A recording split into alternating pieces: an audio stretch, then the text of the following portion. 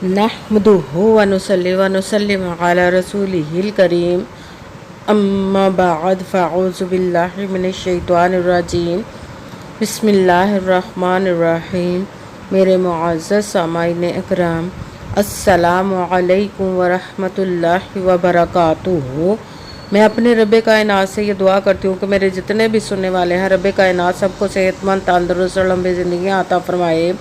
हम सब की हर मुश्किल और परेशानियों तंगदस्तियों में मेरा रब्बे कायनात हमारी मदद अता फरमाए। हमें ज़हनी, रूहानी, जिस्मानी अज़ियत और तकलीफ़ और बीमारियों से निजात अता फरमाए। हमें ज़हनी, रूहानी सुकून अता फरमाए। हमें बीमार दुनिया से बचाकर बीमार मदीना बनाए। और जो हम सब के हक़ों में बेहतर है, मेरा रब्बे कायनात हमारे लिए वो अता फरमाए। और जो हमारे हक़ों में बेहतर नहीं, उसका ख्याल भी हम सब के दिलों से निकाल दे और हम सब को अपनी रज़ा पर राज़ी रहने वाला बना दे। आमीन सुमा आमीन। माशाल्लाह से आज रबीउस्सानी की 22 तारीख़ और हफ्ते का दिन है। आज के दिन जो मैं आप लोगों के लिए वजीफ़ा लेकर आई हूँ, सूरत इखलास, अस्तग़फिरुल्लाह और अर्रा, रब कायनात के इस मुबारक या रहमान का पावरफुल मुजर्रब वजीफ़ा लेकर आई हूँ, जो सारी उम्र ना आपको मिल सका। इस वजीफ़े को पढ़ते ही रब कायनात अपने हुक्म से आपको वो सब अता फरमाएगा, आपकी झोलियों को भर देगा। जो आपकी हाजात मुरादें पूरी नहीं हो रही, इस वजीफ़े को पढ़ते इंशाअल्लाह उल अज़ीज़ जो नेक और जायज़ मुरादें हाजात होंगी, रब कायनात आपकी पूरी अता फरमाएगा।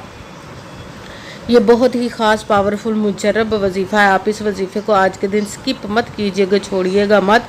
जैसे वीडियो मिले फ़ौरन पढ़ ले। अगर फ़ौरन किसी मजबूरी की वजह से ना पढ़ सके तो इस वीडियो को अपने पास सेव कर ले। और जैसे ही आपको टाइम मिले तो इस वजीफ़े को आपने लाजमन पढ़ना। पढ़ कर देखिएगा कि रब्बे कायनात आपकी ज़िंदगी को कैसे बदल देगा। आप इस वजीफ़े को आज के दिन लाजमन पढ़िएगा। किसी भी मकसद के लिए पढ़ सकते हैं। रब्बे कायनात के गैबी ख़जानों से दौलत लेने के लिए पढ़ सकते हैं। आपका अपना घर नहीं, घर ख़रीदने के लिए पढ़ सकते हैं। आपके घर में लड़ाई झगड़े रहते हैं, नचाकी परेशानी, मुफलसी, गरीबी है, उसके लिए पढ़ सकते हैं। आप इस वजीफ़े को आज के दिन आपकी औलाद नहीं या आपकी औलाद नाफरमान है, उसके लिए पढ़ सकते हैं। आपके घर में कोई बहुत ज़्यादा बीमार है या आप खुद बीमार हैं, उसके लिए पढ़ सकते हैं। आपके पास अच्छी जॉब नहीं, जॉब लेने के लिए पढ़ सकते हैं। आपकी शादी नहीं हो रही या आपके बच्चों की शादियाँ नहीं हो रही, उसके लिए पढ़ सकते हैं। आपके ऊपर बहुत ज़्यादा कर्ज उतरने का सबब नहीं बन रहा या आपने अपनी कीमती चीज़ या पैसे किसी को दिए वापस नहीं कर रहे, उसके लिए पढ़ सकते हैं।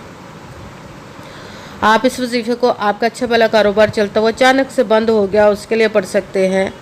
आपके ऊपर जादू टूना, बंदिश, नजर बद, हसद कुछ भी है या आप के घर में आपकी ज़िंदगी में सुकून नहीं, आपके कारोबार में, दौलत में, रिज़्क़ में बरकत नहीं, उसके लिए पढ़ सकते हैं।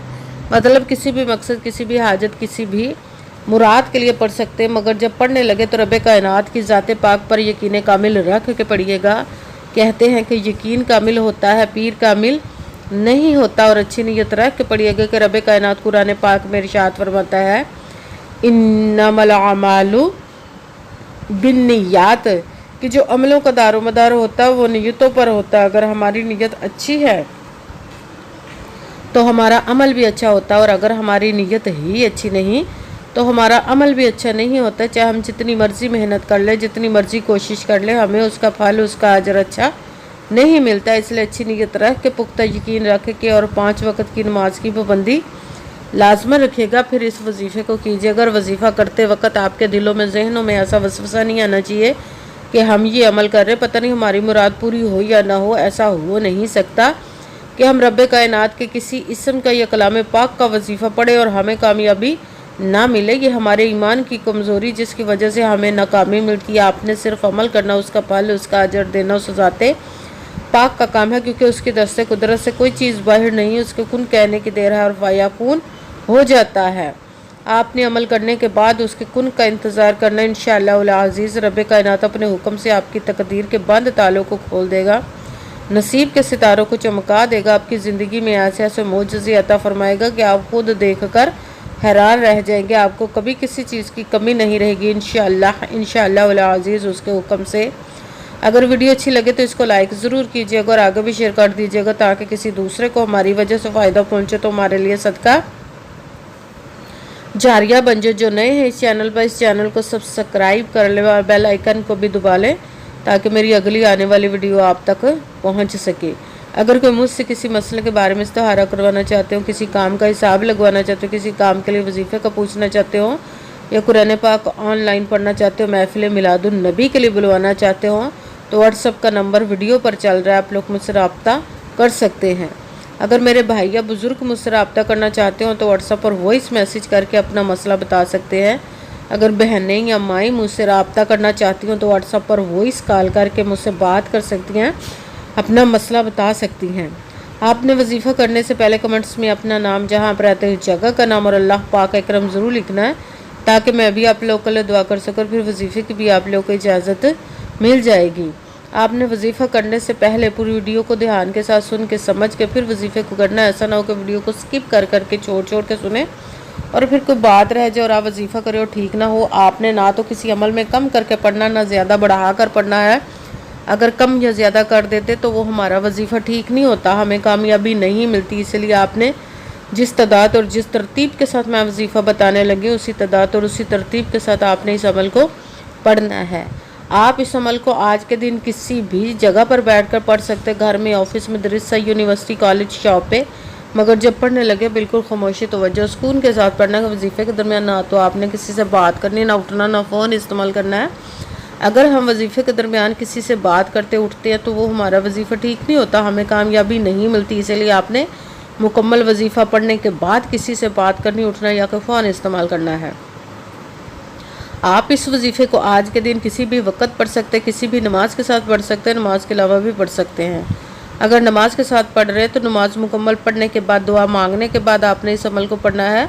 अगर नमाज के अलावा पढ़ रहे तो बावजू होकर ऐसी जगह पर बैठ कर पढ़ना जहाँ बिल्कुल खामोशी, तवज्जो, सुकून के साथ आप इस अमल को पढ़ सके।